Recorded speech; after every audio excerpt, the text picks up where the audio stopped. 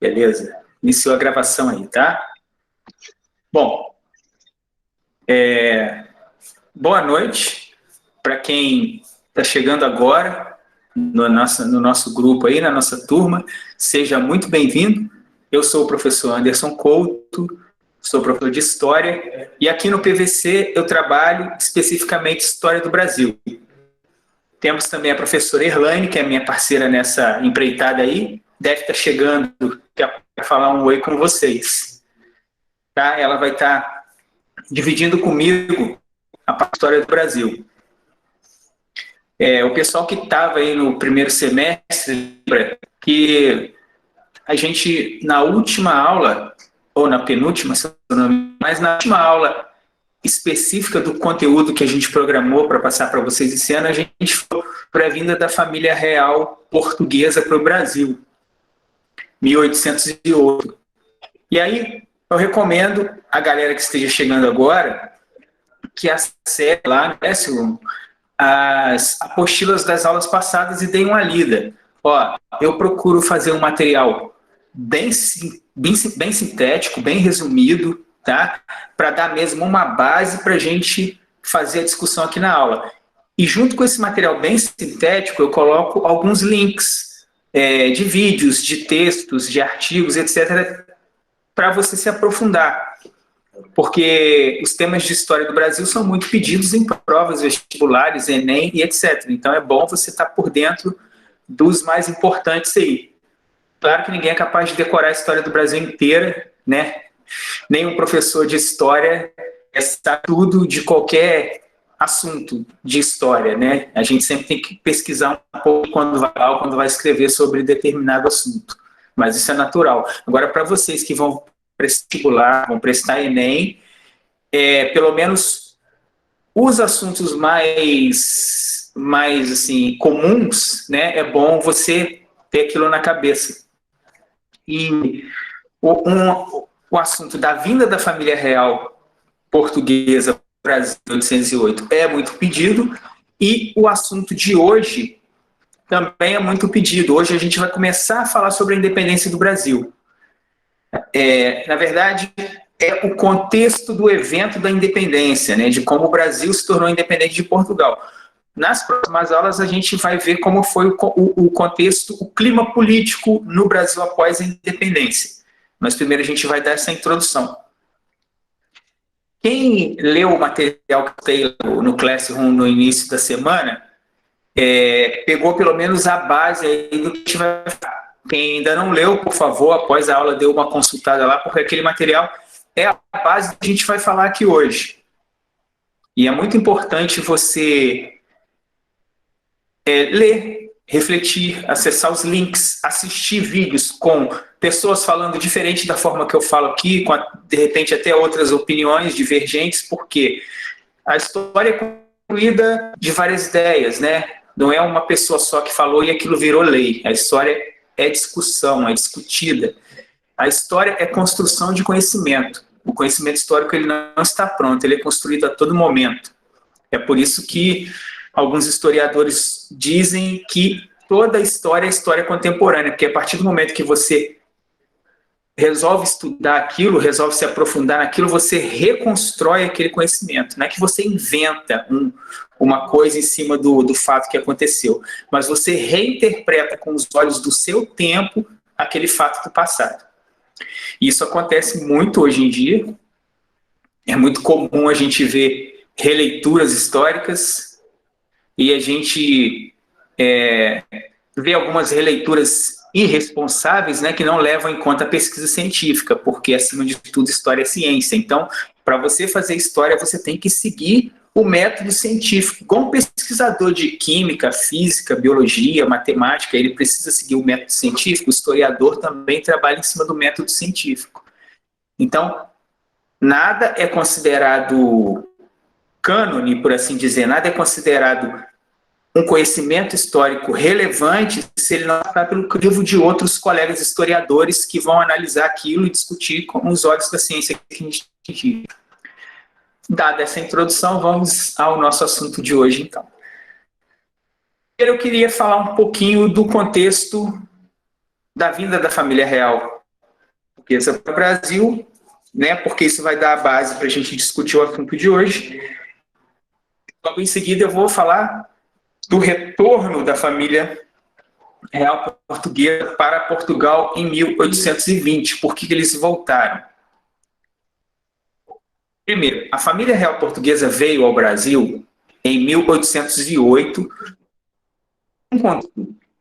em que Napoleão estava fazendo um movimento de dominação na Europa, né? Ele estava fazendo ele criou um bloqueio continental com relação à Inglaterra. Ele proibiu que os países ali do oeste europeu comerciassem com a Inglaterra, que era a outra potência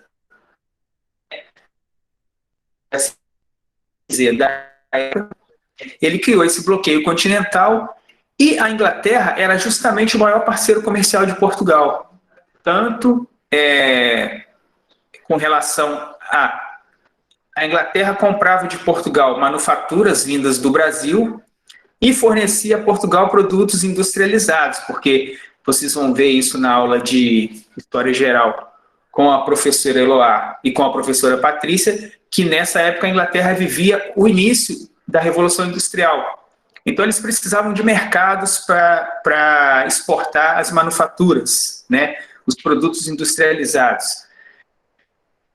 Então, sofrendo a pressão da França, mais especificamente do governo de Napoleão, de romper relações com a Inglaterra, o rei de Portugal, Dom João VI, à época, toma uma medida drástica.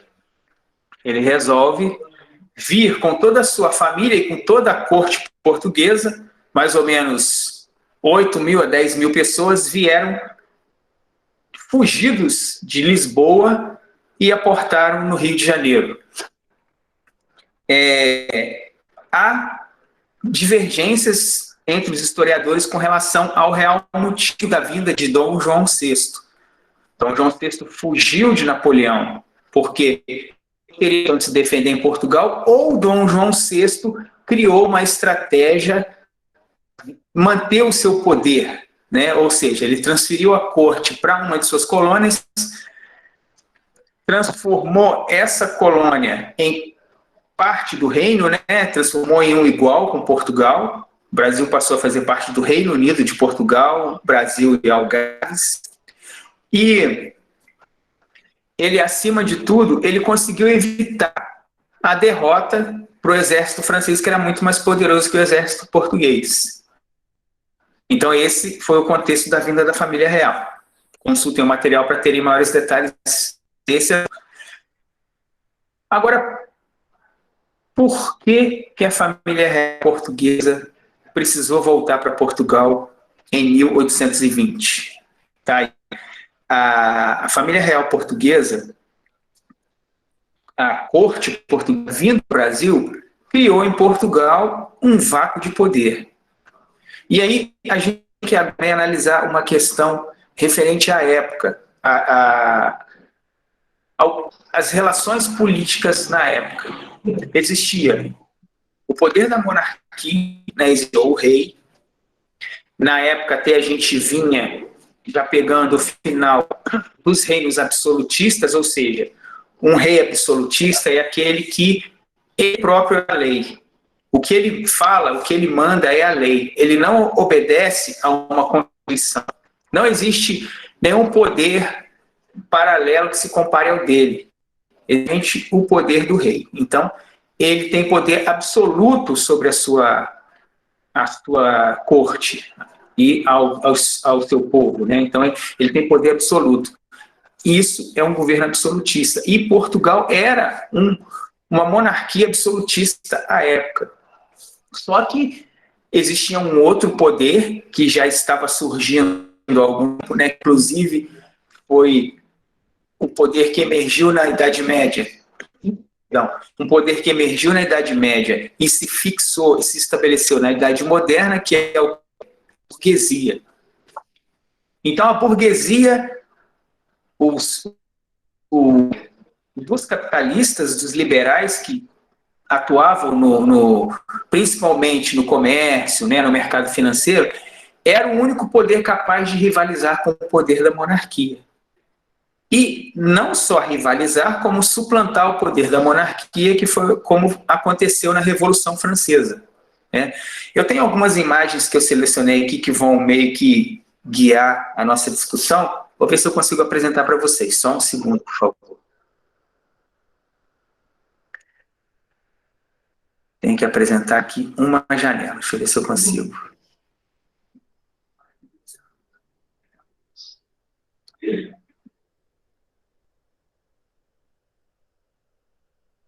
Vamos ver se é isso aqui. Não, não. Deixa eu voltar.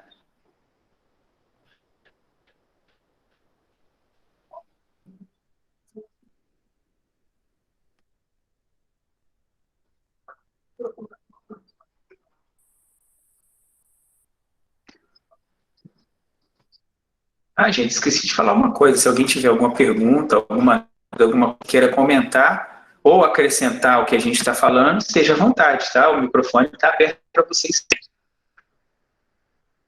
Aliás, a participação de vocês, para mim, é sempre muito bem-vinda.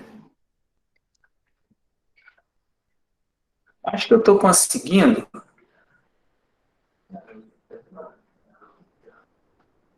Só quero confirmar com vocês. Vocês devem estar vendo a minha tela aí agora, né? A tela do Google Meet, não é isso? Isso. Agora, vamos ver se vai aparecer para vocês as fotos que eu quero mostrar. Está aparecendo uma imagem do Dom João VI aí? Isso. Tá sim. Ah, beleza. Então, se eu volto para cá, vocês voltam a ver o... Show. Vou deixar essa imagem aí bonita do Dom João VI para vocês irem admirando, né? E vou continuar o que a gente estava falando.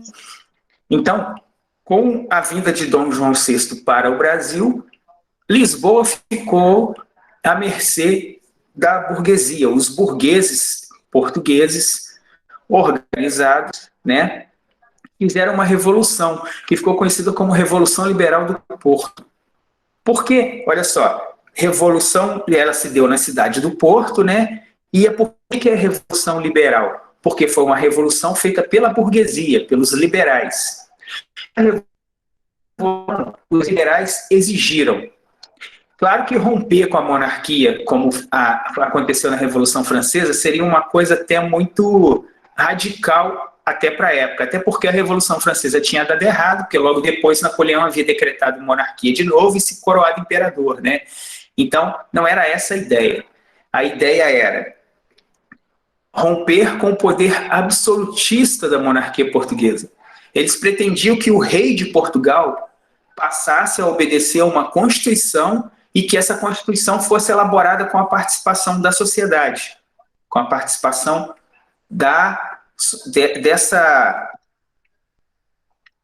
desses burgueses, desse poder que rivalizava com a monarquia, que era o poder liberal.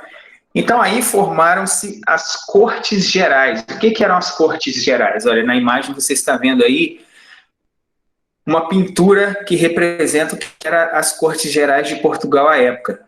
Era nada mais, nada menos do que um parlamento, né? Era como se fosse a Câmara dos Deputados, o Senado de hoje em dia. Havia um grupo de representantes da sociedade, óbvio, não da sociedade como um todo, mas principalmente da burguesia. Haviam alguns elementos ali que presidiam as sessões. Nessas sessões eram discutidas as legislações que iam pautar a vida do reino. E essa legislação ela deveria também ser obedecida pelo rei. Então acontece que o rei de Portugal, Dom João VI, essas cortes reunidas exigem o retorno de Dom João VI para Portugal, poder discutir com ele essas questões dessas legislações, né, e aprovar junto com ele uma Constituição para Portugal, porque eles estavam muito enciumados, principalmente com relação às mudanças que Dom João VI havia feito no Brasil. Dom João VI acabou com o monopólio comercial, né, acabou com o pacto colonial aqui na colônia, ou seja, o Brasil se tornou um igual com Portugal. Ele abriu os portos do Brasil às nações amigas. O que isso significa? Antes desse decreto, o Brasil só podia vender as suas matérias-primas para a sua metrópole, que era Lisboa. Lisboa, então, comerciava com as outras nações. Então, do Brasil só se exportava algo para Lisboa. Não podia vir um navio inglês, um navio de outra nação aqui no Brasil comprar alguma coisa. Havia um embargo. Esse monopólio. O monopólio era de Portugal. Então, Portugal era o grande exportador das riquezas aqui do Brasil. Dom João VI rompe com isso e libera o comércio do Brasil com as outras nações. Leia-se principalmente Inglaterra, que era o principal parceiro comercial de Portugal à época.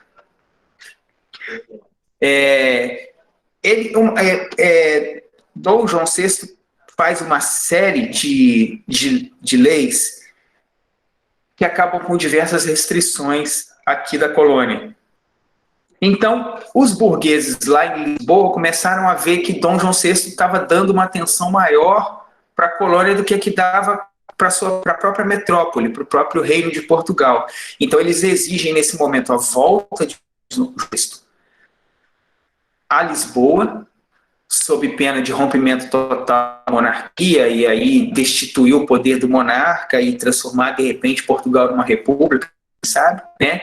E Dom João VI, sabendo o perigo que corria a monarquia, ele resolve retornar a Portugal em 1821, depois que exigiu o seu filho, Dom Pedro I, como príncipe regente. Jura lealdade à Constituição portuguesa, aprovada nas Cortes Gerais, e assim é feito, né? Dom Pedro fica aqui. Só que as hostilidades das Cortes Gerais com relação à colônia não acabaram. Eles criaram uma série de medidas, e essas medidas pretendiam, como dizia-se à época, recolonizar o Brasil, transformar o Brasil de novo, rebaixar o Brasil novamente à condição de colônia que ele era relegado anteriormente. Daqui a pouco a gente fala aqui da próxima imagem, deixa as Cortes Gerais aí por enquanto, né? Bom, Pedro permanece no Brasil e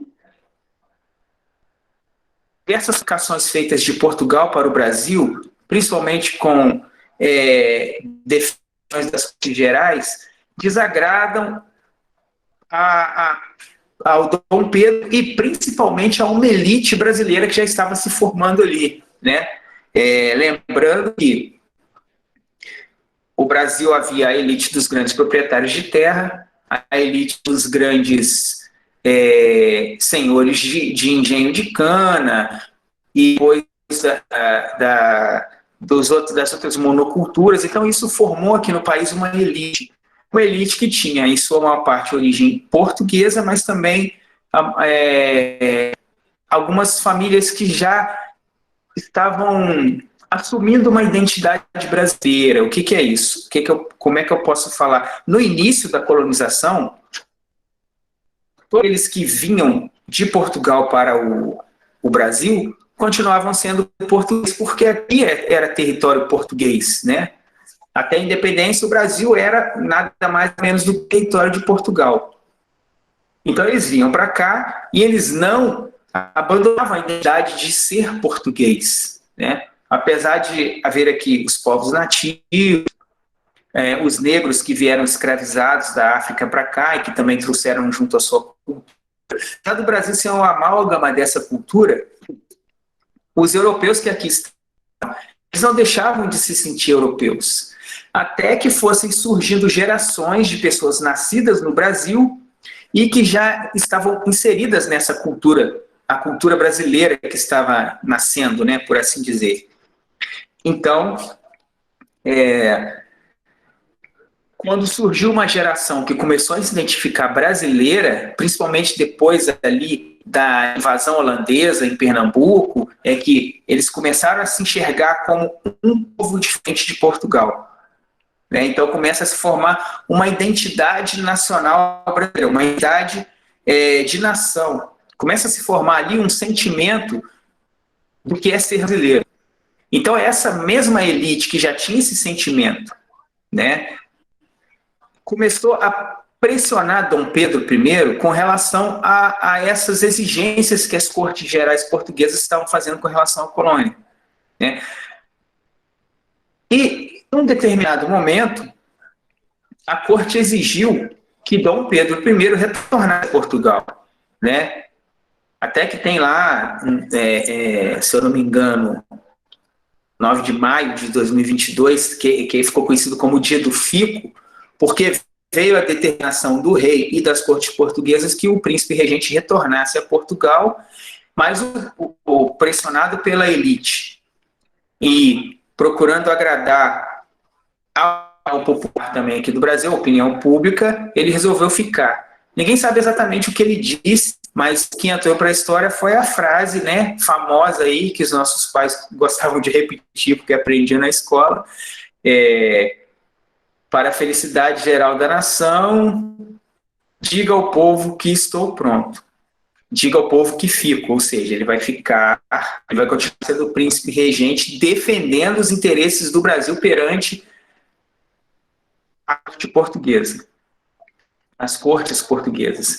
Aí as cortes começam a alçar a voz com relação à posição de Dom Pedro aqui no Brasil. E aí Dom Pedro não vê outra saída a não ser romper de vez com a monarquia portuguesa, por assim dizer. E aqui no Brasil, transformar o Brasil num império, transformar o Brasil num reino independente de Portugal. A gente tem o quadro do Pedro Américo aqui, famoso, que todo mundo já viu, que é a principal visão que a gente tem desse momento. E a gente vai problematizar esse quadro aqui, porque, na verdade, ele é uma visão idealizada do que foi a proclamação da independência do Brasil. Gente, vocês estão acompanhando aí? Está tudo certo? Estamos sim, professor, está tudo certinho. É porque já aconteceu, eu estar falando, e de repente chegou uma mensagem no WhatsApp assim, professor, você caiu. E eu, na hora, falo sem ninguém me ouvir. Então, tá beleza. Então, vamos seguir aí. Deixa eu voltar o quadro daí para a tela, que a gente vai problematizar um pouquinho esse quadro agora. Bom, vocês estão vendo aí, deixa eu tentar aumentar um pouquinho aqui. Melhorou, né? Legal, vocês estão melhor. Isso. Vocês estão vendo aí uma imagem que foi criada, por assim dizer, 60 anos após o evento que ela retrata. Né? Esse é um quadro famosíssimo que foi pintado por Pedro Américo, inaugurado. Ele nem foi pintado no Brasil, ele foi pintado na Europa, apesar de que Pedro Américo esteve fazendo uma extensa pesquisa com relação ao local lá onde aconteceu o evento, do Grito do Ipiranga, procurando retratar da forma mais fiel possível a topografia e o ambiente onde teria acontecido o fato. Mas aí começa, a partir daí, começa a parte idealizada do que é esse quadro aí. Vocês estão vendo aí Dom Pedro I em cima de um belo cavalo, né? Atrás dele, alguns aristocratas celebrando o grito da independência, independência ou morte. À frente dele, os dragões da independência, que é aquela guarda que até hoje existe, né? Que é a guarda que fica lá em Brasília, que até hoje existe. E na periferia do quadro, aí, em volta, você vê o povo, né? E isso a gente já pode até fazer uma leitura de que o povo, o povão, que era o grosso da população do Brasil, não participou diretamente desse movimento de independência. Foi principalmente um movimento da burguesia, da elite brasileira e da monarquia, né? Então a elite à burguesia, entregando o poder do território à monarquia, a uma monarquia agora independente da monarquia portuguesa. Olha só, para início de conversa, Dom Pedro I, ele não estava montado num cavalo, ele estava montado numa mula. Ele estava vindo de Santos para São Paulo, né? Isso aí, esse grito se deu às margens do Rio Ipiranga, que é um riacho que existe em São Paulo. Ele estava vindo de Santos, subindo a Serra, São Paulo, para depois se direcionar ao Rio de Janeiro. Esse caminho era feito no lombo de mula, não feito com cavalo. Então, Dom Pedro I estava montado no mula, né? Haviam poucas pessoas em sua companhia, uma comitiva pequena de empregados, etc., que estavam acompanhando, né? Dizem as crônicas da época que Dom Pedro estava cometido de uma terrível dor de barriga, tendo terríveis, já havia ido no mato lá fazer as necessidades diversas vezes, quando ele recebeu a comunicação da dona Leopoldina, informando que as portuguesas estavam fazendo novas exigências com relação à sua presença no Brasil, com relação à situação do Brasil perante a metrópole portuguesa. Então ele resolve, nesse momento, proclamar, romper de vez, que ele, ao chegar ao Janeiro, romperia com a monarquia portuguesa. Então, o grito de independência ou morte, ninguém sabe se realmente ele gritou isso, mas o que se sabe é que ele decidiu que ele ia romper com a monarquia portuguesa e transformar o Brasil numa nação independente. Estão vendo aí atrás dele uma comitiva de aristocratas, né? Não tinha nenhum aristocrata acompanhando ele, eram só os empregados que trabalhavam mais diretamente com ele. E a principal construção desse quadro são os anos da independência. Vocês já viram, sempre quando acontece o desfile de 7 de setembro, se vocês tiverem a oportunidade de ver pela televisão, o desfile em Brasília, sempre tem o desfile dos Dragões da Independência. E a roupa que os Dragões da Independência utilizam até hoje é essa roupa branca com esses detalhes vermelhos, exatamente como está aí na pintura. É uma pintura de guarda de honra, de tropa de elite, inspirada no exército francês. Só que no exército francês a roupa era azul, né? Agora, vocês querem saber de onde veio essa ideia da roupa dos Dragões da Independência, que eles usam até hoje? A ideia veio desse quadro aí. Quem criou a imagem dos Dragões da Independência, que até hoje é a roupa que eles utilizam, foi o Pedro Américo. Ele pintou esse quadro, né? E aí a guarda de honra do monarca, Pedro II, né? Porque 60 anos depois desse evento, passou a utilizar a roupa inspirada nesse quadro. Então, quer dizer, a vida imita a arte. O quadro inspirou a roupa que os Dragões da Independência utilizam até hoje, não ao contrário. Essa tropa de independência ainda não existia, na verdade, né? Ainda não existia. Ela passou a existir depois de 60 anos e passou a usar essa indumentária inspirada no quadro. Então, isso leva a gente para uma discussão muito interessante de como a história é construída. Deixa eu voltar para cá. Fico sempre enrolado com essa... Mas, professor, esses dragões, eles estavam de fato ali naquela cena? Ou foi real? Assim, também, o Américo também colocou essa conjunto de imagem? Não, então, o Pedro Américo colocou os Dragões da Independência na cena. Na verdade, Dom Pedro I, ele andava sempre acompanhado de soldados, né? Porque ele era o príncipe regente, não poderia andar desguarnecido. Então ele andava sempre acompanhado de soldados, além da sua comitiva. Mas não era esse grande número de soldados e nem eram os dragões, porque essa tropa de elite ainda não existia. Isso tudo foi criado posteriormente para justamente o que eu ia dizer agora, para vocês observarem como a a narrativa histórica, ela tem sempre uma função política, né? O Pedro Américo não era historiador, né? Ele era um artista plástico. Tanto é que ele sofreu crítica dos historiadores da época que disseram, pô, não tem, esse que você pintou aí não tem nada a ver com o que aconteceu lá em 1822, cara. Você viajou então aí nessa sua imagem do que foi o Grito do Ipiranga. Mas a imagem do Grito do Ipiranga foi o que entrou no imaginário de todo mundo. Por exemplo, você hoje em dia perguntar para qualquer pessoa, pô, como é que foi o Grito do Ipiranga? Ela vai falar, o Pedro estava em cima de um cavalo com a espada e gritou independência ou morte, cercado de soldados, que é a imagem que o Pedro Américo construiu. E outra função dessa narrativa histórica que é construída também é construir um sentimento nacional para o país que estava nascendo, para o país que 60 anos depois ele estava se consolidando, né, por assim dizer. Porque se a gente parar para pensar, se a gente analisar com olhos frios assim, sem crítica política nem nada, a gente pensa que a nação é uma coisa que não existe na vida real. O que existe na vida real? Existe o território, né? Existe ali o país, existe o povo, existe a cultura. Nem as fronteiras de um país, elas existem no mundo real. Claro, a pessoa, quando definiu a fronteira, pode ter usado um rio, uma montanha como um marco ali.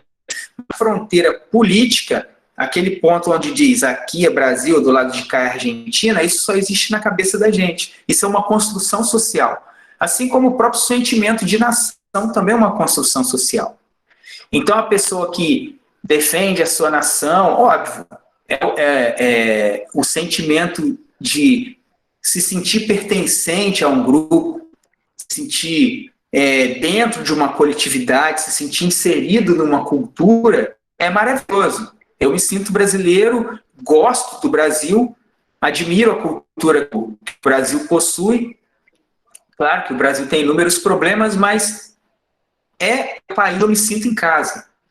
Eu jamais imaginei morar no exterior e até é importante você conhecer uma cultura completamente diferente da sua, mas você fica se sentindo um alienígena ali, porque você foi criado aqui, você faz parte dessa coletividade. Então, esse sentimento de pertencimento já é ferido em você. Mas só que você tem que pensar o seguinte, o sentimento de nacionalismo, a noção de pátria, isso tudo é construído politicamente, construído socialmente na cabeça da gente. Beleza? Então, o quadro do Pedro Américo, aí o Marcos colocou uma informação a respeito dos dragões da independência. Obrigado. Joia, vai aprofundar mais a ideia, depois eu vou até dar uma olhada nesse link. O sentimento de nação, ele acaba sendo construído com esses modelos aí, esses modelos que a gente tem da arte, da literatura, dos próprios discursos dos políticos do passado, é isso que vai construindo essa ideia da gente. Bom, então voltando aqui ao contexto da independência, logo depois de proclamada a independência do Brasil, deixa eu voltar aqui para a minha apresentação,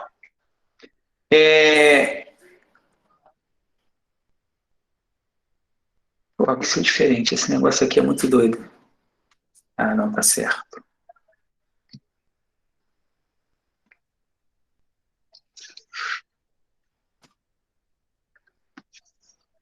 Logo depois de proclamada a independência, Dom Pedro precisava... está preso agora.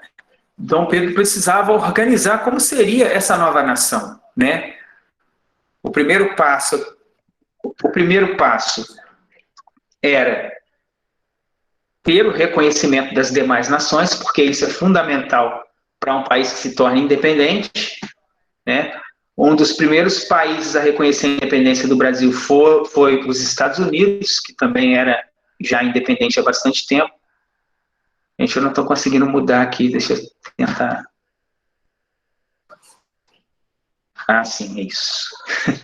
Ah, esse aí é o Pedro Américo, o cara que pintou o quadro. Alguém pintou um quadro dele, para vocês terem a ideia da imagem dele. Um jovem, né? Interessante. Bom,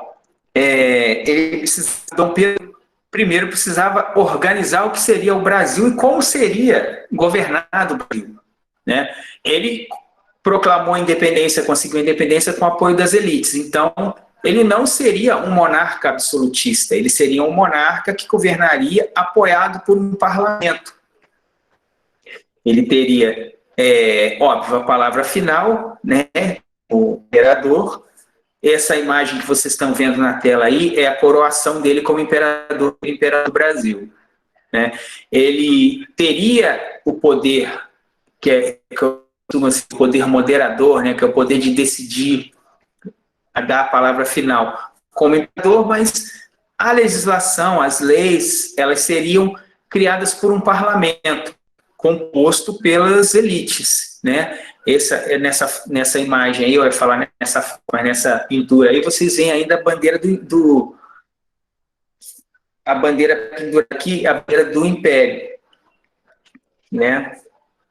Do Império Português. Bom, a primeira coisa que Dom Pedro I fez para poder consolidar a independência do Brasil foi pedir que as cortes, que o parlamento editasse uma constituição com as leis básicas do que seriam obedecido, do que o ordenamento jurídico do país, né?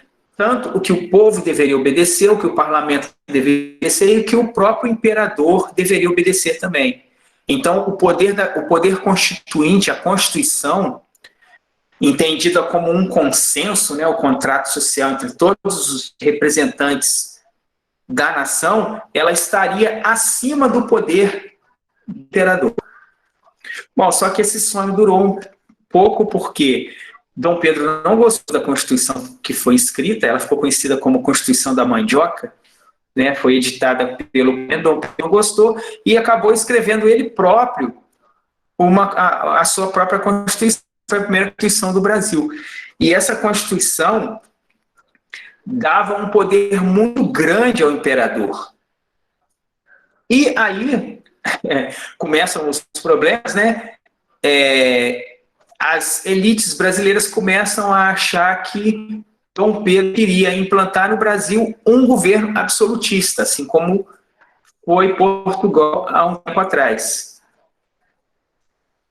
Isso é uma questão que a gente vai discutir nas próximas aulas aí. Mas, de fato, a primeira Constituição editada pelo parlamento pegou, o Pedro não aceitou, ele escreveu ele próprio uma outra Constituição, claro, com a ajuda lá do seu gabinete, né, não ele de próprio punho, ele ditou para alguém e a pessoa escreveu uma nova Constituição, e foi essa Constituição que passou a valer no Brasil.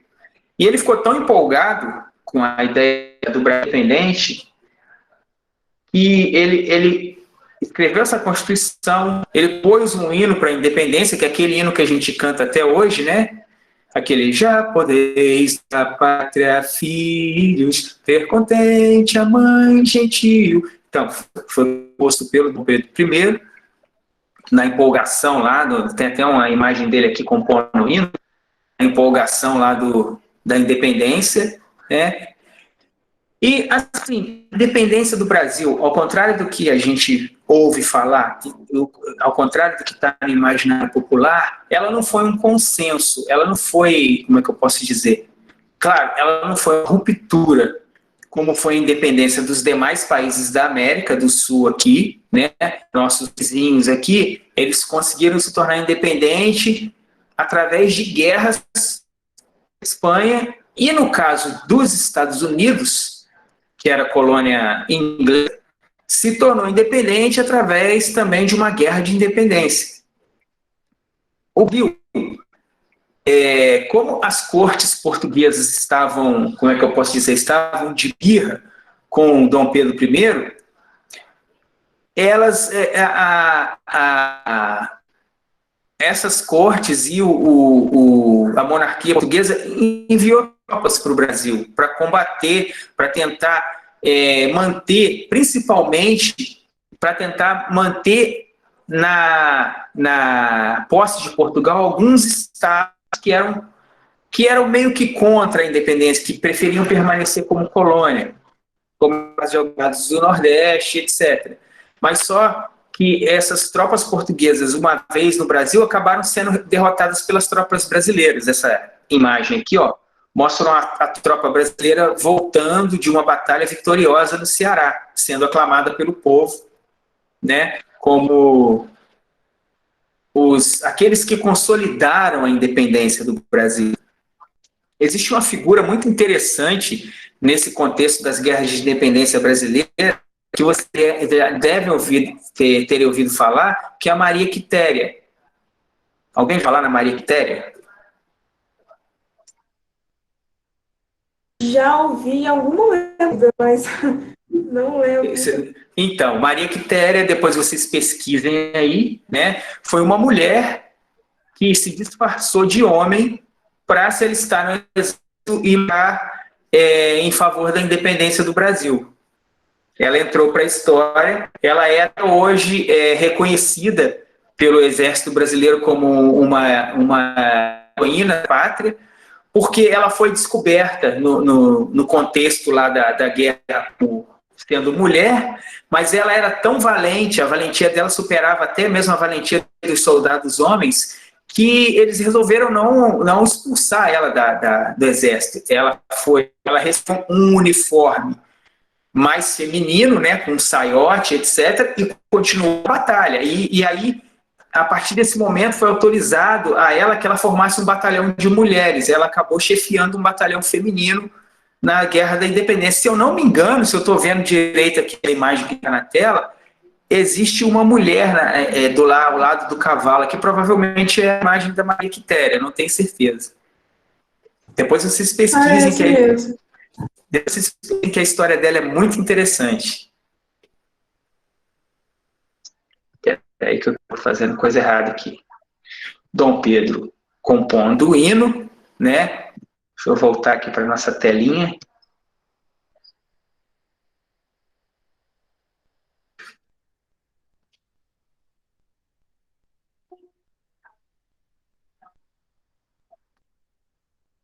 Pronto, voltamos para a tela normal aí, creio eu.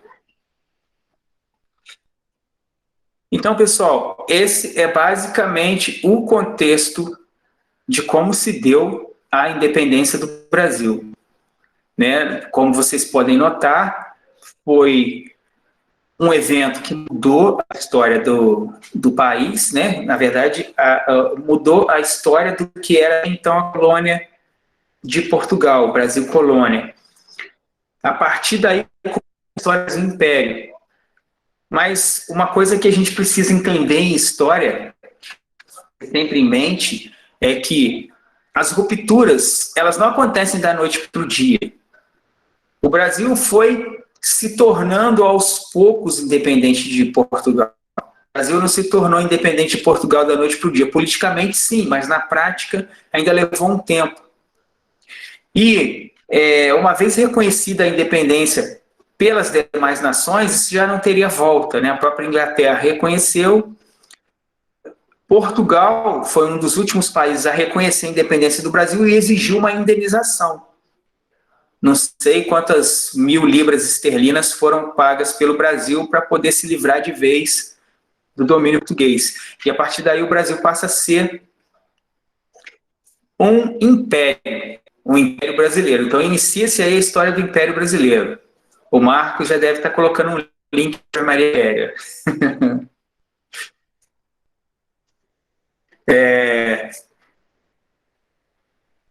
Aí, show de bola. Tá vendo? Leiam os artigos, gente, porque ajuda a acrescentar bastante coisa e numa prova ou outra cair algo a respeito, né? Quem foi Maria Quitéria? Ou em que contexto Maria Quitéria se tornou heroína da pátria para o Exército Brasileiro? É muito importante vocês estarem se inteirando disso aí. Eu sei que é muita coisa para estudar, eu sei que principalmente as matérias de exata, sim, realmente, Brasil Escola é legal.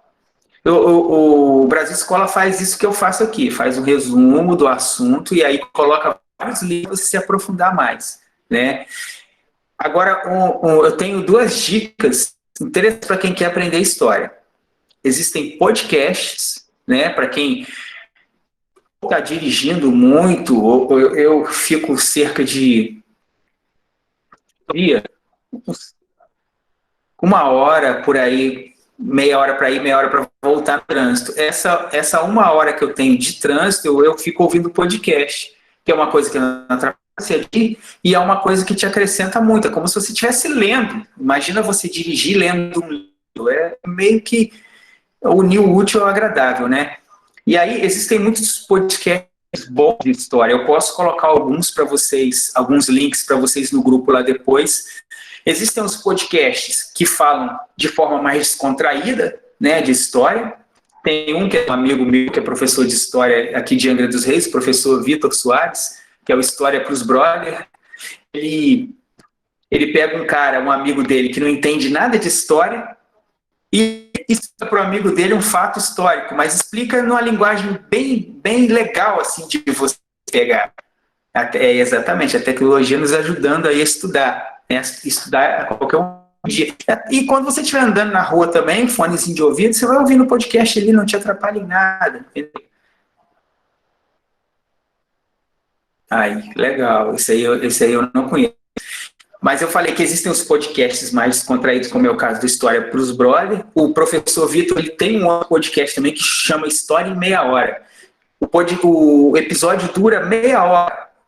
No início ele fala assim, quando terminar essa meia hora você vai ter aprendido algo novo de história. E aí, com o jeito descontraído dele, cara, muito legal. Eu confesso para vocês que eu tenho aprendido muito no podcast, porque na faculdade você não estuda tudo, né? Você tem você tem uma visão. Na verdade, na faculdade você aprende a estudar a história. Você não estuda a história inteira. Você pega o fio da meada ali de como você vai saber fazer uma pesquisa histórica. E aí me acrescentado muito. E tem outros podcasts aí, para a galera que ou quer cursar história no futuro, ou tem uma grande... uma história em meia hora é muito bom. Ou tem um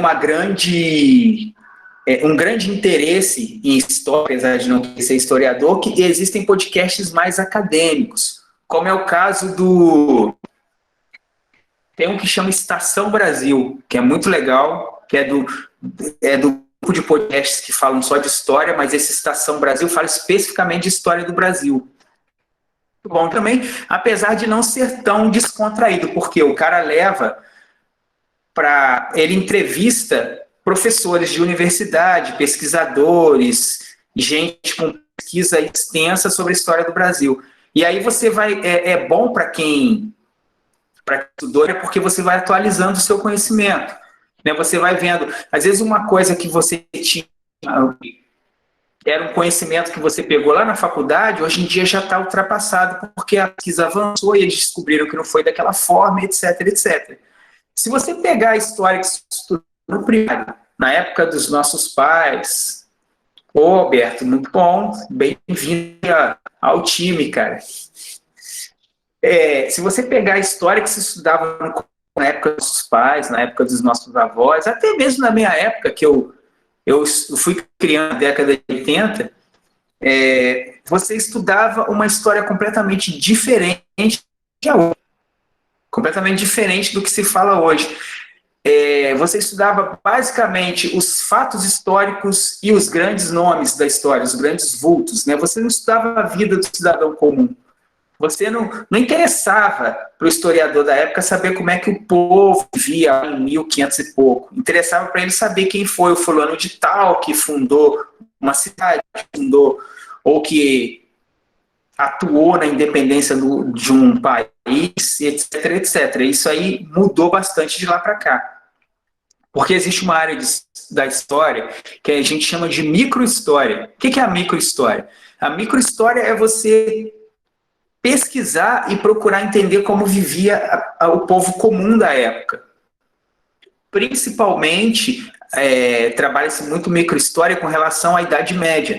Porque o que a gente sabia de Idade Média até poucos anos atrás estava completamente equivocado.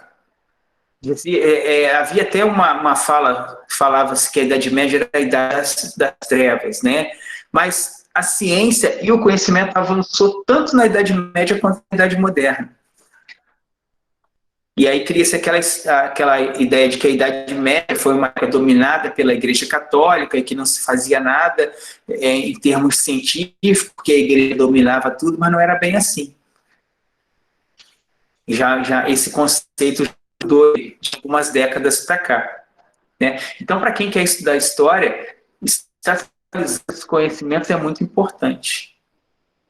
Eu acabei de ter uma ideia que agora, de repente, eu vou ver umas semanas para frente aí, eu vou convidar o Vitor para participar de uma aula nossa, o professor Vitor Soares, do podcast lá. Eu acho que ele vai curtir falar de algum assunto de história do Brasil com vocês, junto comigo, e vocês vão curtir também a presença dele, porque ele é muito maneiro. É muito louco, assim, apesar de ser um jovem, apesar de ser um pouco mais do que a idade de vocês, né? Eu acredito que deve ter 20 e poucos anos agora, quase 30. Ele sabe muito história, tudo é fera mesmo. Então eu vou ver se eu consigo convencê-lo a participar de uma aula nossa. Tá sempre em Volta Redonda aqui, a esposa dele é daqui, ele mora em Angra. Tá sempre, como ele é envolvido com música, e eu também era, a gente já se conhece há um tempão aí. Bom, pessoal, nosso horário aqui já está se esgotando, né? Eu queria abrir agora a palavra a vocês. Tem alguma dúvida? Quem tem alguma coisa a acrescentar? Esteja à vontade. Estamos aqui principalmente para construir junto com vocês esse mesmo. Eu não sei tudo, vocês devem saber muitas coisas referentes ao próprio assunto de hoje que eu também não sei. Então, um ajuda o outro, construindo conhecimento aí, e todos os colegas aprendem junto. Alguém gostaria de acrescentar alguma coisa? Esteja à vontade. Pessoal, eu não vou acrescentar, eu vou perguntar. Beleza. Após o rompimento da colônia do Brasil com o Portugal, a relação do Pedro I com o Dom João VI, ela também se rompeu, assim, de certa forma, junto com esse rompimento da colônia? Ótima pergunta, ótima pergunta. Na verdade, não, porque o Dom Pedro, apesar de ter todo esse sonho de independência, ele continuava sendo da família real portuguesa, ele continuava sendo um príncipe português. Então, ele tinha interesse em defender o poder portuguesa lá, o poder em Portugal, tanto no Brasil quanto em Portugal. Então, continuou, de certa forma, como é que eu posso dizer? Ele rompeu muito mais com as portuguesas do que com a coroa portuguesa, com a monarquia portuguesa. Ele rompeu muito mais com a burguesia do que com a monarquia. Então, ele continuou tendo uma relação legal com a real portuguesa, tanto é que ele falou, em determinado momento, que se o rei voltar, ou seja, se Dom João VI resolvesse voltar para o Brasil, ele entregaria o poder ao seu pai. Então, a deles continuou. Tanto é que depois Dom Pedro volta a Portugal, aí já no contexto já do início do segundo reinado, né? A gente vai ver na próxima aula. Pedro I volta para Portugal para poder defender o poder do seu pai, porque o seu irmão Dom Miguel estava realizando lá um golpe, tentando tomar o poder, né? E Dom Pedro vai para combater esse golpe aí, tentar ajudar o pai a manter o poder em Portugal. Alguém fez uma pergunta me pedindo para falar mais sobre a independência, não entendi. Opa, tá aqui, um pouco mais sobre a independência. Quais as dificuldades que Dom Pedro enfrentou, principalmente na economia? Boa, excelente pergunta. Excelente pergunta. Dom Pedro I, ele consolidar o seu poder no Brasil, né? Então, a principal dificuldade que ele encontrou em relação à consolidação desse poder, por quê? No primeiro momento, ele se mostrou democrático, ele se mostrou uma pessoa que iria conceder a participação ao parlamento e acatar a Constituição, mas no segundo momento ele fez a própria Constituição e se tornou quase que um monarca absolutista. Então, no campo político, esse foi um dos principais problemas, porque a elite brasileira considerou isso meio que uma traição. Porque dá o poder para o cara, aclama ele como imperador e ele vem e mais, como é que eu posso dizer? Não vai mais trabalhar de acordo com os nossos interesses, ele vai trabalhar de acordo com os interesses dele, né? Ele enfrenta essa dificuldade de início. Com relação à economia, a economia do Brasil, ela, com essa abertura dos portos feita por Dom João, ela estava em processo de crescimento, porque o Brasil ainda e na época era muito mais rico em matéria-prima, né, que poderia comerciar com outras nações. Então, na parte da economia, na economia externa, ele não teve muito problema. Agora, com relação à economia interna, ele precisou reorganizar, de certa forma, a cobrança de impostos, a participação das elites no financiamento do que seria o reino, né? Então, ele teve alguma dificuldade. A gente vê com maiores detalhes. A gente falou hoje sobre o processo de independência, né? Na próxima aula, a gente vai ver com maiores detalhes o que foi o primeiro reinado. E aí vocês vão perceber que existiram revoltas no primeiro reinado, em alguns momentos o povo se rebelou, né? Em certos momentos o poder de Dom Pedro I foi questionado, a chegar a esse ponto culminante aí dele retornar para Portugal e deixar, como fez o Paulo João VI, deixar o seu filho aqui como príncipe. Ainda não era regente, porque era apenas uma criança, né? Mas deixar ele aqui como o imperador criança do Brasil. Aí tem as regências, etc., nas próximas aulas. Pode ficar tranquilo que na próxima aula a gente destrincha legal o que foi o primeiro reinado. Beleza?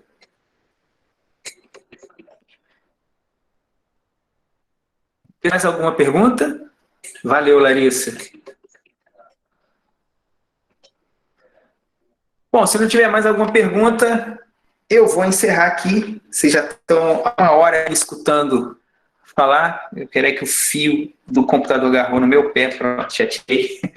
Vocês estão há uma hora me escutando falar aí, já deve estar meio cansativo, né? Queria agradecer a presença de vocês, agradecer a atenção de vocês e a participação nessa aula. Estaremos juntos numa próxima aula daqui a 2 semanas, aliás. Exatamente, na próxima semana vocês terão aula, se eu não me engano, de geografia e filosofia, né? E depois vai ter história geral com a professora Patrícia, com a professora Eloá. E depois a gente retorna falando de história do Brasil e espero a presença da professora Erlaine aqui. Quem não conhece vai gostar muito dela também. Excelente de história do Brasil. Bom, boa noite a todos, muito obrigado. Fiquem com Deus, até a próxima. Obrigada pela aula, professor. Até a próxima. Boa noite. Até a próxima. Boa noite. Eu vou parando a gravação aqui.